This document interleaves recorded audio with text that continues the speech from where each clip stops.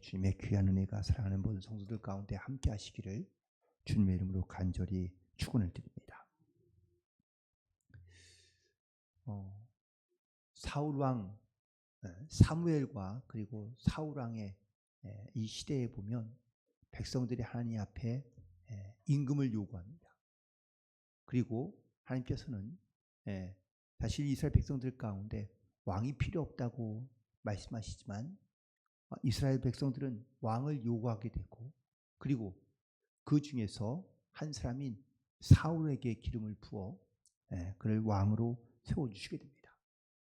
그런데 이때부터 좀 갈등이 생기고 문제가 생기기 시작하는 것이 있는데, 그건 바로 이 선지자 혹은 예언자와 그리고 왕의 관계에서 일어나는 갈등입니다.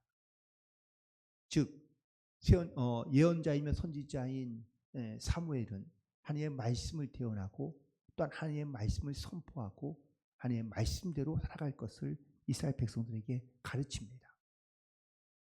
그런데 이 왕은 백성들의 임금이고 또한 나라의 우두머리인 건 맞지만 자기 위에 또 다른 자기보다 더 마치 높은 그런 선지자가 있다는 것에 대해서 매우 불편하게 생각을 하고, 그리고 또한 거기에서 알 수 없는, 보이지 않는 그러한 알력 싸움 혹은 다툼 같들이 있는 것이죠. 그래서 이 사울 왕도 몇 번이나 전쟁을 치르고 혹은 또 전쟁을 치르고 난 다음에도 하나님께서 사무엘을 통하여 명령하신 말씀들을 지켜 행하지 않는 일들이 생기게 됩니다. 결국 이러한 일로 인하여 하나님은 사울을 왕에서 패하시고 다윗에게 기름 부어 다시 이스라엘의 왕으로 세우시겠다고 약속하신 부분을 우리가 알고 있습니다. 이후에도 마찬가지였던 것이죠. 임금은 있지만 임금이 나라를 통치하고 다스리는 건 맞지만 그때마다 하나님께서 선지자를 통하여 임금에게 혹은 이스라엘 백성들에게 하나님의 말씀을 대언하고 하나님의 말씀을 선포하는 일이 자주 있었던 것을 알 수 있습니다. 자, 그렇다면 왕이 이렇듯 나라를 다스리고 통치하고 있는데 선지자가 나타나서 여호와의 말씀이니라 라고 선포하는 이 말씀을 들을 때마다 왕은 그 말씀을 그냥 있는 그대로 받아들이고 혹은 그 말씀을 순종하며 따라갔을까요? 아니면 반대로 내가 이 나라의 왕인데 내가 왜 저 사람의 말을 들을 필요가 있을까? 라고 생각하며 그 선지자의 말을 무시하며 살아갔을까요? 둘 다 있었습니다. 어떤 임금들은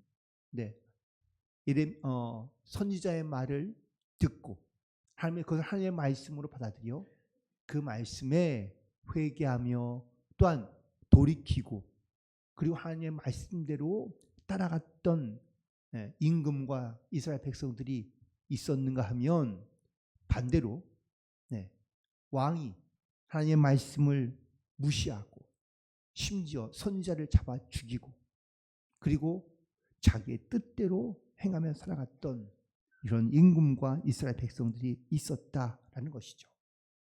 그래서 이스라엘 역사 가운데 가만히 보면 이런 선지자와 그리고 왕 혹은 이스라엘 백성들 간에 이런 보이지 않는 그런 갈등과 문제들이 계속해서 반복되고 있었다라는 이야기입니다. 오늘 본문에도 그런 이야기가 등장하고 있는데, 먼저는 예레미야에 대한 이야기 있죠. 예레미야가 하나님의 말씀을 대언하고 선포합니다. 그런데 특별히 그 예레미야 선지자의 말씀 가운데 너희들이 하나님 앞에 회개하며 돌아오지 않는다면 반드시 하나님께서 이 예루살렘 성을 무너뜨리고 그리고 너희들 다 포로로 붙잡혀 가거나 죽게 될 것이라고 선포합니다. 이 다윗의 가문이 끊어지게 될 것이라고 선포합니다. 그러자 이 말을 들은 제사장들과 오늘 보면은 예언자들이라고 이렇게 기록되어 있는데요. 이 사람들이 예레미야를 붙잡아 네, 백성들 앞에 내어놓으며 그 백성들 이 예레미야를 죽여야 한다고 이야기합니다. 오늘 그 재판의 과정이고 혹은 내용을 볼 수 있는데, 그러자 이 제사장들과 예언자들이 말한 이 예레미야에 대한 판결을 오늘 본문에 보니까 고관들과 모든 백성들이 이 생각, 그들의 그런 판결을 뒤집습니다. 그런데 놀랍게도 그 이유가 똑같습니다. 그 이유는 뭡니까? 예레미야가 여호와의 이름으로 예언한 것 때문에 한쪽은 살려야 한다고 말하고 한쪽은 죽여야 한다고 말하는 겁니다. 살리자는 고관들과 백성들은 이유가 이겁니다. 여호와의 이름으로 예언한 사람이니 예언자이니 그 하나님의 말씀을 예언했다는 것을 우리가 받아들이고 그리고 또한 그의 말을 따라 우리가 회개함으로 나아가야 한다라는 것이었고, 반대로 제사장들과 그리고 선지자들은 그는 거짓 예언을 하였기 때문에 그래서 하나님을 모독하고 또한 이스라엘 백성들을 모독한 것이기 때문에 그가 여호와의 이름으로 한 예언은 거짓임으로 그를 죽여야 한다라고 말하고 있는 겁니다. 한쪽은 예레미야를 여호와의 예언자라고 인정하지만 한쪽은 인정하지 않는 것이죠. 이런 상황에서 결국은 결론적인 이야기는 하지만 예레미야는 고관들과 백성들이 이 제사장들과 그리고 선지자들에게 강하게 혹은 또 과거에 있는 역사적인 사건을 또한 현실적인 사건을 근거로 이 예레미야가 하나님의 예언을 한 것이라고 말하고 있습니다. 그 근거가 첫 번째는 바로 미가 선지자에 대한 이야기입니다. 여호와김이라고 오늘 등장하고 있는 이 임금은요, 이스라엘이 아니고 남유다의 한 17대, 18대 왕 정도 됩니다. 곧 이스라엘이 멸망하기 바로 직전에 이스라엘을 통치했던 임금인데, 그런데 그의 아버지 요시야 혹은 그 전에 히스기야라는 왕이 있는데 이 히스기야 왕 때 활동했던 선지자가 바로 미가입니다. 그런데 미가라는 선지자가 등장해서 히스기야 시대는 사실은 평온하고 혹은 어쩌면 제2의 전성기를 구가하던 그런 시대였거든요.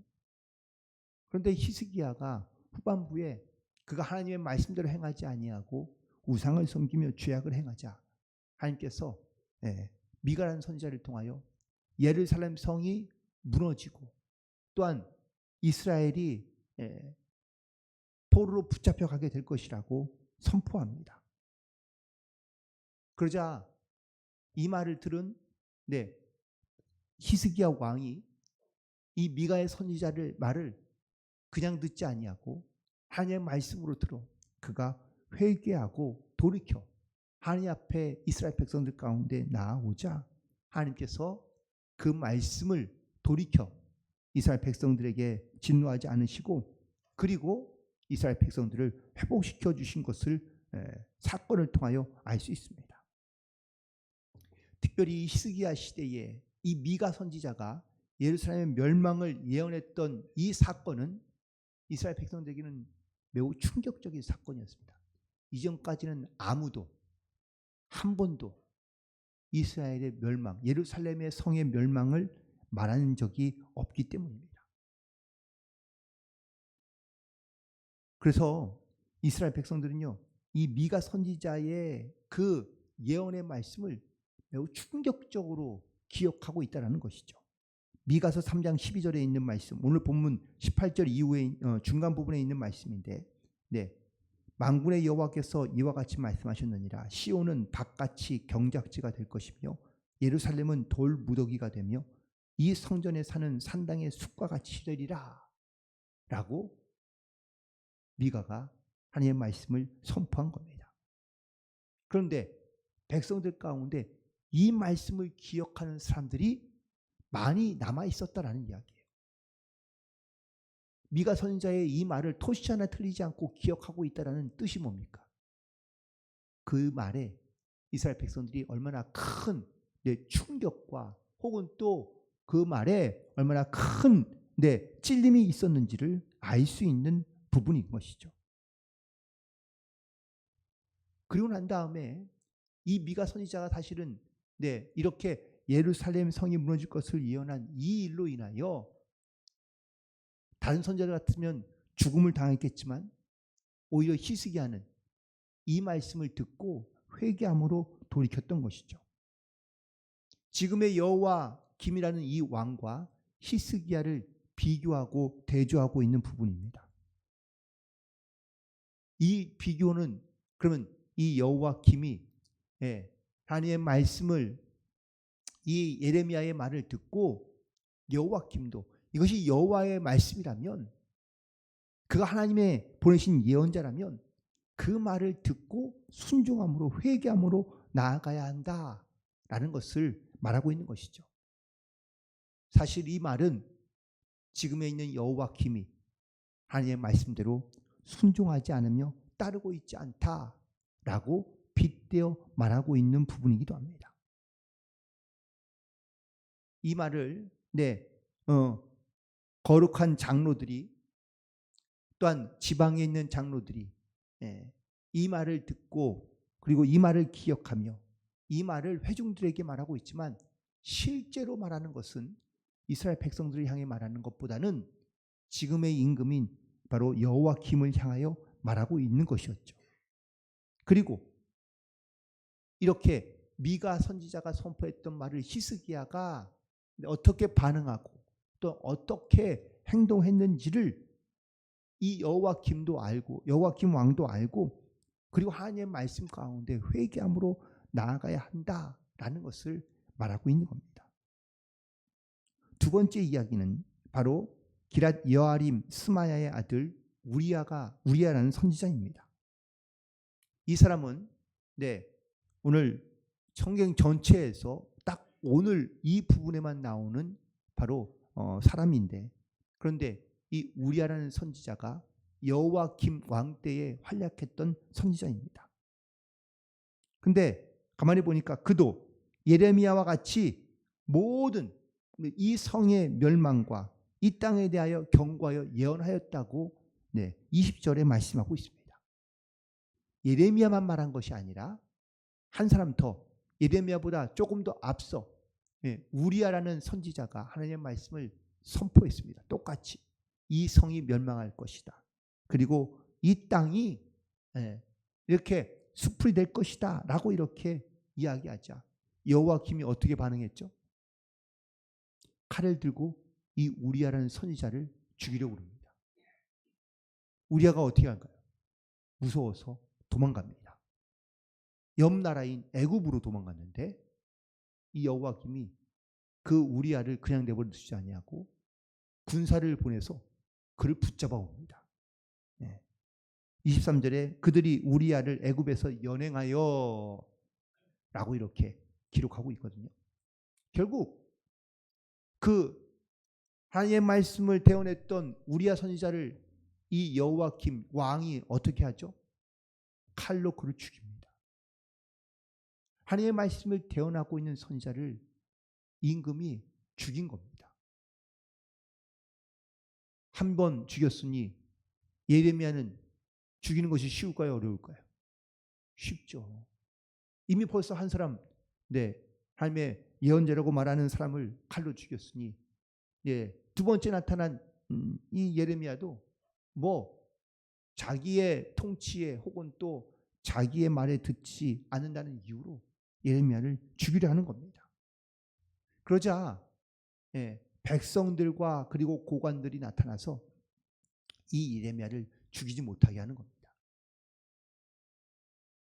결국 이 우리야와 그리고 예레미야 이 두 예언자가 동시에 같은 말씀, 같은 하나님의 말씀을 예언하고 있다고 선포하고 있다는 것은 이거는 여호와 김이라는 왕이 잘못하고 있다.